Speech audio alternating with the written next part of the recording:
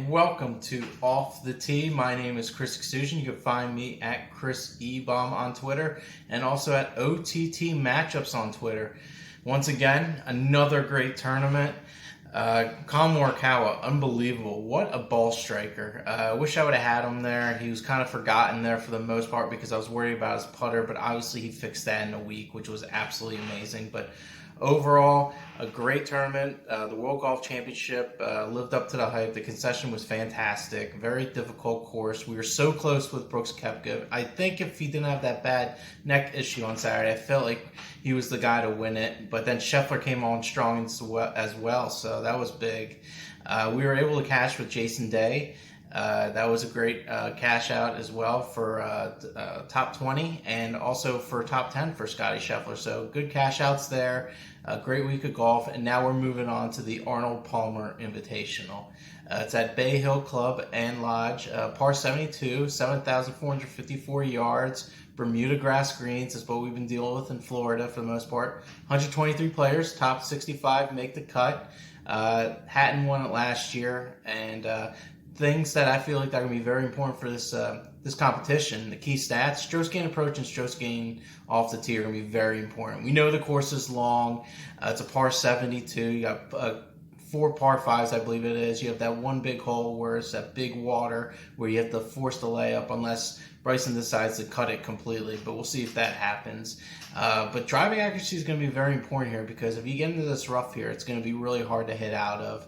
And there's a lot of water. And with these Florida courses also, guys that take chances like Bryson and them, there's a lot of out-of-bounds areas that aren't typically on these other courses on the West Coast. So while they could be playable, they're considered out of bounds, and that'll kill your strokes. And it's a feast or famine kind of deal when you're playing these Florida courses. That's why they're made for ball strikers. It's very important. You know, you got to be precise. You have to be accurate on the fairway, but you're going to need some distance as well. So without further ado, we're going to go into leader after first round, my favorite bet. Getting close. I'm feeling good. I feel like we should hit with one of these guys here. I'm going to start off. I'm pretty much playing some pretty long guys for the most part here. Taylor Gooch, 70-1. I have him ranked as the best golfer on the first round scoring with the entire field. It's a couple of rounds it's based off of, but the overall solid golfer. Strong suits are his putting and his strokes gain total. He does everything about right for the most part, but for whatever reason, he's done really well in the first round in this competition. So I think a long shot is definitely worth considering. Paul Casey, 33-1. He's ranked third in approach shots greater than 200 yards. That's what you're going to really see in this tournament for the most part. Approach shots are going to be from 200 to 225 yards, excuse me. He's been in great form. I love what he's been doing at the European Tour. I liked him over at the last U.S. Event also. Let me bring that up as well for Paul Casey. Let me see here. Okay, so Paul Casey, he did get 5th at the AT&T, so he's had an 8th and a 5th at the U.S. Tour, and he just hasn't ranked good enough to play in these other tournaments, so he's been playing over in Europe and playing really well. He won a tournament there, and now he's coming back to the U.S. to make some noise. He hasn't played any of these big tournaments of late because he hasn't been pretty much qualified for them, so I think this is a spot where I think he comes out firing early. He's 33-1, so that's kind of low, so I think that says a lot there. And Corey Connor, 66-1. He's very good off the tee. His approach shots are solid. Those I feel are going to be 2 very important key factors of doing well on this course. And that goes along with his 71.66% fairway hits. I mean, he hits the fairways left and right and everything. And this is going to be very important when it comes down to it. And I'm looking over at, I believe, I'm going to look at his course history. It has not been good. He's been cut the last 2 times. But you know what?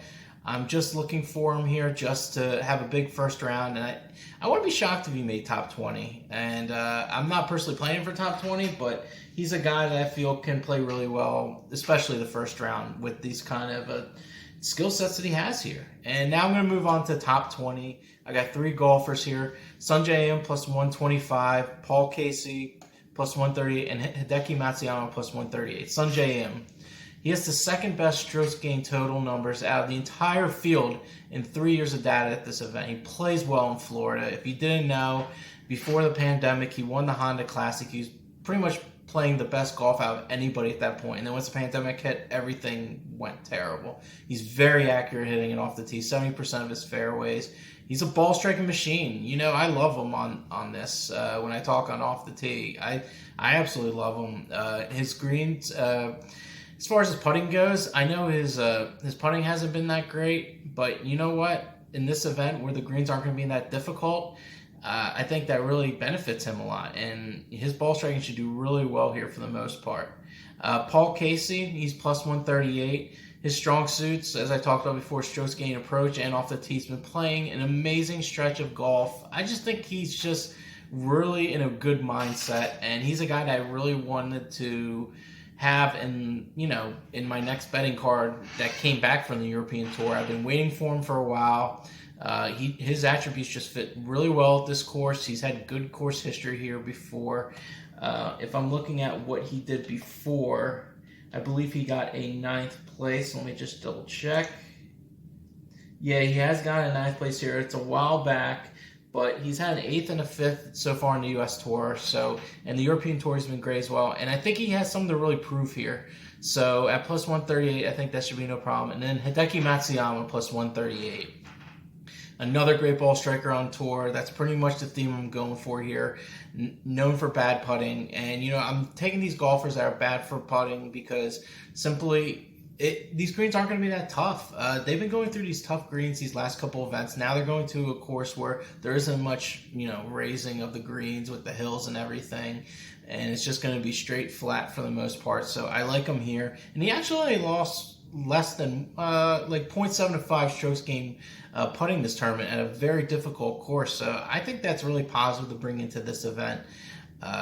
He's been in positives in half of those rounds. So while he's been in a really tough green setting for the most part, he's actually thrived, shockingly enough. I couldn't believe it watching that last week. And I just think for a golfer like him, that's such a great ball striker. And he was coming on fire on the 4th round. So I think he can bring that towards it and get that top 20 there. And you know what? Since I like these guys so much, I'm going to put them in my top 10s as well. I'm just going to cut right to the chase. Not going to waste your guys' time. I like Sungjae plus 225, top 10. Paul Casey plus 225. And I like Hideki Matsuyama plus 250. But now I'm looking at 4 golfers who I think have the best value and also pretty much the best shot to win. I'm going to go with 2 long shots that I'm looking at. Harris English, I saw this on the card, 60-1. I almost couldn't believe it, but then I was looking at what he's done recently. Let me get to that real quick. So let me see what he's done recently. He's had 3 terrible starts, pretty much. He's been cut at the Waste Management, the Farmers, and at the World Golf Championship. He had a 66, so not good at all. He probably would have been cut. He had a really terrible start. But you know what? He is a ball striking machine. He's had a 9th place here, so there is some hope for this guy. He is accurate off the tee, and he's a very good putter. I know it's hard to rely on a good putter, but you know what? For Harris English, I have this feeling that he could really have a shot at winning this. Like a guy that we kind of forgot about, Colin Morikawa. How could we forget about him at 45-1, 50-1? I don't want to be in that boat with Harris English, pretty much. So give me 60-1 on him. I think he could definitely contend in this tournament. Will Zalatoris. All right, I'm sticking with him again. I took him last week. He's one of the best ball strikers on tour. He's 50-1 here. I just have to take him here. He's too good of a ball striker, and he drives the ball real far, and the only concern I have is his accuracy off the tee. If he actually can hit the fairways way better than he has shown before, he will be very dangerous here. And his putter's been pretty solid as well for the most part. And another guy I'm looking at, Hideki Matsuyama, 28-1. Already talked about him. Ball striking machine. I like him to win here. This is his kind of tournament. I feel he could win this one here, where he can benefit from the greens not being that difficult because he's just not that kind of putter. And finally, I've been talking about him constantly. He's pretty much my favorite to win it all. Paul Casey, 25-1. If he had to take one guy, this is the guy I would really want to take. He's a guy that isn't really that popular, but I'm looking at all the metrics with him. He just fits everything correctly. For driving distance, he's over at 3. Let me see where he's at. For driving distance, he's at 309 yards driving distance, but then he's also at 64% first fairway hits. Nobody comes remotely close to 64% in fairway hits that are hitting close to 310. So I feel like that's a really good spot for him, and he's just great on approach, great off the tee. I just don't think a lot of people are going to take advantage of this guy, and I think you have to. I think this is a spot where he needs to prove to the tour that he needs to get more opportunities in the U.S., and a win here would definitely do that. With a nice person, that would be some big bragging rights. So give me Paul Casey 25-1. And I wanted to thank you guys again for listening, subscribing, commenting. I love all the comments.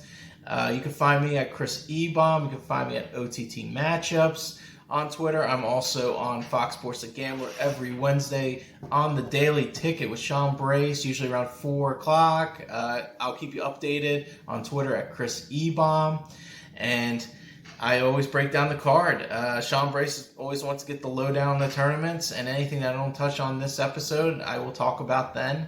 And I want to thank you guys again, and you can also hit me up at Chris Ebom, so on Twitter, and I will answer any questions, DM, anything of that sort. And remember, guys, let's go win that money.